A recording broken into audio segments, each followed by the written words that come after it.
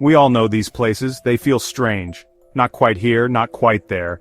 They are waiting rooms, passages between worlds, or between states of being. These are the liminal spaces. They exist on the edges, the fringes of our daily lives, a flicker in perception. These are not destinations. They are the journey itself. Frozen, perhaps. A corridor stretches endlessly. An airport gate at 3 a.m. Silence in a usually busy place. The air is heavy with something. A feeling you cannot name. But you feel its presence. A quiet hum of the unseen. Why do they capture us? Why this pull towards the void? These places feel empty, yet they are full of echoes, whispers of what was, or what might have been. They are a pause button, pressed on the world's remote, a glitch in the ordinary, a moment out of time. This essay will explore them, these eerie, quiet zones. We will look at their nature, their unsettling beauty, the feelings they stir within us, nostalgia for lost moments, anxiety for an unknown future. Join me on this journey, into the heart of the liminal, and what it tells us. What makes a space liminal? The word itself comes from Latin, limen meaning threshold, a point of transition, a space between two states. Not the old, not yet the new. Think of a doorway. You are neither in nor out. That is the essence of it, a suspended animation. Consider an abandoned shopping mall. Once it bustled with life. Now silence reigns supreme there.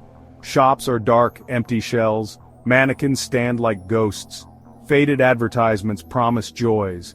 Joys that are long gone now. The future it offered never arrived, or it arrived and departed, leaving behind this husk. Or picture an empty office. After everyone has left, desks are clear or cluttered. Computers sleep, screens dark, the hum of machinery is gone. Only the faint scent of coffee or stale air conditioning remains. It waits for tomorrow's tasks. A silent temporary tomb, a space pregnant with potential. These are places of passage, stairwells between floors, empty waiting rooms in hospitals, deserted streets late at night, airport lounges after the last flight. They are defined by absence. The absence of their usual purpose, the absence of their usual people. They are waiting for something, a purpose to be restored. Liminal spaces often feel wrong. They provoke a deep unease, a subtle, creeping anxiety. The normal rules don't apply. Familiarity twists into strangeness.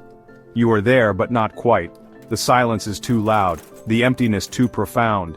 It feels like a held breath. Something is about to happen. This anxiety is understandable. Humans are social creatures. We expect life in lived spaces. An empty mall feels unnatural. A school hallway at midnight. These are not their intended states. Their purpose is suspended. This suspension is unsettling. It breaks our expectations. Our brains search for meaning. The atmosphere is thick, with unspoken questions. What happened here? Where did everyone go? Am I supposed to be here? This uncertainty breeds fear, a primal response perhaps, to the unknown, the unseen, the feeling of being watched, even in total solitude. These spaces are thresholds, not just physical, but mental. They can feel like a dream, or sometimes a nightmare. The boundaries blur easily, between reality and illusion. The ordinary becomes eerie. We are vulnerable there, stripped of usual context, alone with the quiet echoes.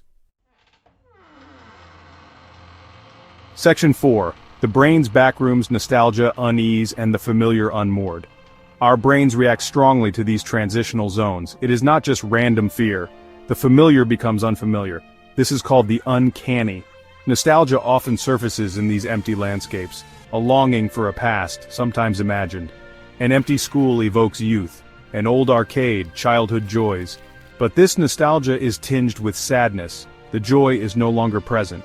These spaces disrupt our patterns.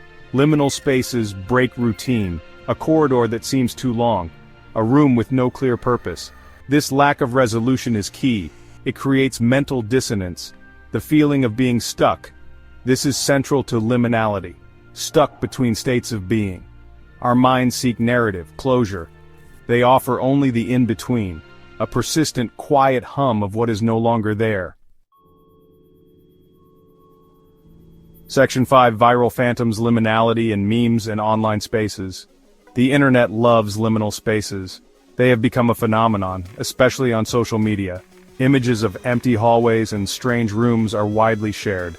A new aesthetic was born from these shared feelings of unease. Memes play a huge role in this exploration. The Backrooms is a key example, an endless labyrinth of yellow-walled office spaces. The carpet is damp and old. It captures the feeling of being lost in a place you almost know. Online communities have formed, dedicated to these spaces.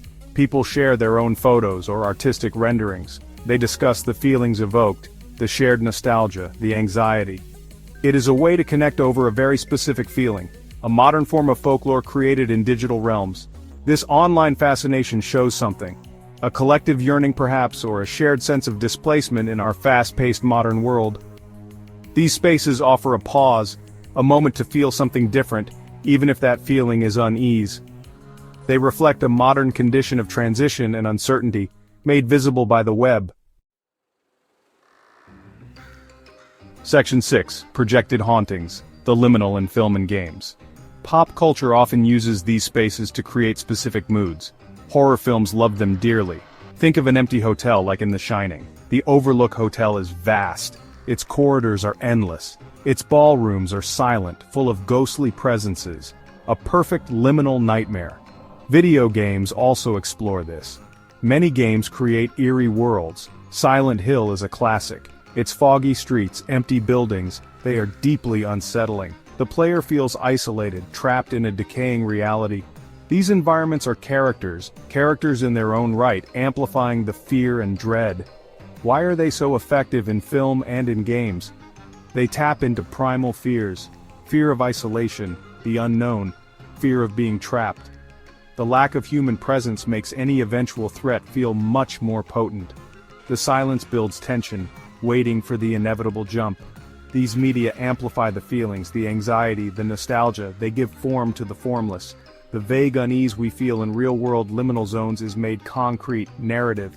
We see characters lost there. We experience it with them. It validates our own senses, our own unease in such places.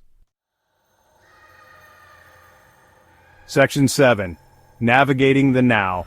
Finding ourselves in the spaces we pass through. What do we do with these liminal feelings? Listen, pay attention. Notice the spaces that feel empty or resonant. What memories or anxieties do they stir? These spaces are everywhere. The quiet early morning street, the airport late at night, the old path behind your house. They are full of potential for reflection, a different kind of presence, the presence of absence. This awareness connects us to our world. It acknowledges the transitions, the constant flux of life. These spaces remind us of time passing, things changing. Embrace the slight discomfort, the eerie pull of the liminal. It is part of being human to feel out of place sometimes, to sense the echoes of the past and the uncertainty of tomorrow. These thresholds are mirrors, reflecting our own inner states. As we move through them, we also move through ourselves.